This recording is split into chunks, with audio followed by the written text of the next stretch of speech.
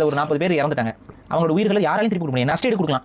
அந்த நஷ்டஈடு ஒரு உயிருக்கு ஈடாக கொடுத்துட முடியுமாங்கிறது முடியாது. இப்போ என்னன்னா, இந்த ஒரு பெரிய இழப்புல மீள முடியாத ஒரு குற்றவாளியாக இல்லை ஒரு மீள முடியாத ஒரு குற்ற உணர்ச்சிக்கு வந்து விஜய் அவர்கள் தள்ளப்பட்டார்.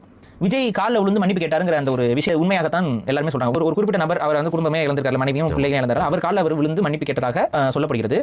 தப்பே செய்யாம நீ ஏன் மன்னிப்பு கேட்கற அப்படிங்கிற ஒரு குரூப் கிளம்புச்சு. அது அப்படி கிடையாது. அவர் டைரக்டா அதுக்கு காரணம் இல்லைனாலும் ஏதோ ஒரு புள்ளியில விஜயும் விஜய் வந்து ரெஸ்பான்சிபிளா அந்த இடத்துக்குள்ள இருக்கிறாரு. ஸோ அவர் வழியில் அவர் அதை செஞ்சு தான் ஆகணும். அது அவருக்கு அவரை தேர்த்திக் கொள்வதற்கோ இல்லை வந்து ஏதாவது ஒரு சரி செஞ்சுக்கிறதுக்கோ அவருக்கு என்ன படுதோ அதை பண்ணுறாரு. அதில் மிக குறிப்பு அவர் போய் தான் சந்திச்சிருக்கணும். இதில் யாருக்குமே மாற்றுக்கிறது இல்லை. அவர் கண்டிப்பாக கரூருக்கு போய் தான் சந்திச்சிருக்கோம். இந்த விஷயம் விஜய் தெரியாமல் இருக்குமா? அதுக்கான முயற்சிலாம் செஞ்சாருங்க. அதாவது நம்மலாம் சொல்கிறோம், இங்கே உட்காந்து பேசுகிறோம், நிறைய பேர் ஒவ்வொருத்தவங்க பேசுகிறாங்க கரூருக்கு வந்தாரான்ட்டு. அப்போ கரூருக்கு தான் போய் சந்திக்கணுங்கிற சிந்தனை கண்டிப்பாக விஜய்க்கு இல்லாமல் இருந்திருக்காது. அதையும் நம்ம பார்க்கணும். கண்டிப்பாக போய் சந்திக்கணும் தான் நினச்சிருப்பாரு. ஆனால் முடியுமா? கரூருக்கு அவர் போனார்னா மீடியாவை தவிர்க்க முடியுமா? மீடியாவை லாக் பண்ண மாட்டாங்க. அங்கே போகிறாங்கன்னா காவல்துறை வந்து கண்ட்ரோல் வந்து அவங்க தான் இருப்பாங்க. காவல்துறை தான் இருப்பாங்க. காவல்துறை வந்து ஒரு நடுநிலையாக நின்றுமா?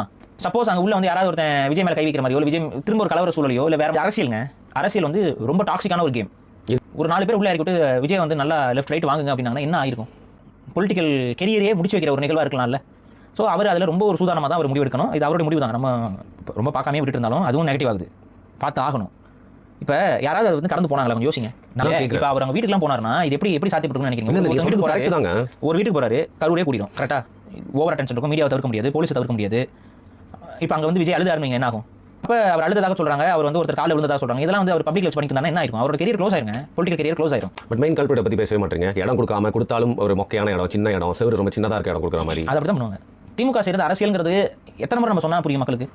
விஜய் கிட்ட சில மிஸ்டேக்ஸ் இருக்கு, அதில் எனக்கு மாற்றுக்கிறதே கிடையாது. ஆனால் திமுக உத்தமர்கள்னு நம்ம எப்படி பேசுற வாயை கழட்டி வாடகை விட்டு எப்படி பேச முடியும் தெரியல எனக்கு. திமுக வந்து அடிமட்டம் வரைக்கும் போய் என்ன வேணாலும் பண்ணும்.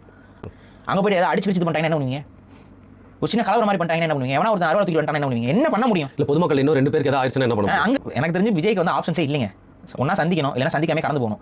இப்போ சந்திக்கிறது அப்படின்னா கரூருக்கு வந்து சந்திக்கிறது ஆப்ஷனே இல்லை. அவர் கரூருக்கு வரதுக்கான வாய்ப்பு இல்லை. இப்போ காவல்துறை அவருக்கு வந்து நீங்கள் வாங்கலாம் கொடுக்க மாட்டாங்க.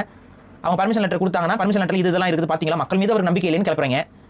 கொடுத்தாங்களா இல்லையா பர்மிஷன் லெட்டர்? கரூரில் வந்து பார்க்கறதுக்கு அவங்க சைட்லேருந்து கொடுத்தாங்க. அப்போ என்ன சொன்னாங்கன்னா காவல்துறை வந்து பாதுகாப்பு கொடுக்கணும், ரசிகர்கள் யாரும் உள்ளே வரக்கூடாது, இதெல்லாம் கேட்டாங்களா இல்லையா? அதுக்கு என்ன சொன்னாங்க? அது லீக் ஆச்சா இல்லையா? ஆமாம், லீக் ஆகி வந்து என்னது மக்கள் தனக்காக பார்க்க வராங்க அதுன்னு சொன்னீங்க. இப்போ மக்களை லத்தி சார்ஜ் பண்ணுங்கன்னு சொல்லி வச்சிருக்காங்க. அவங்க என்ன சொல்றாங்கன்னா யாராவது முறைகேட உள்ள வந்தாலும் லத்தி சார்ஜ் பண்ண வழியில் சொல்லும்போது அதை நீங்கள் எப்படி சொல்லலாம் அப்படின்ட்டாங்க. வேற சொல்ல மட்டும்னா நீங்கள் அதெல்லாம் சொன்னீங்களான்னு கேட்பாங்க.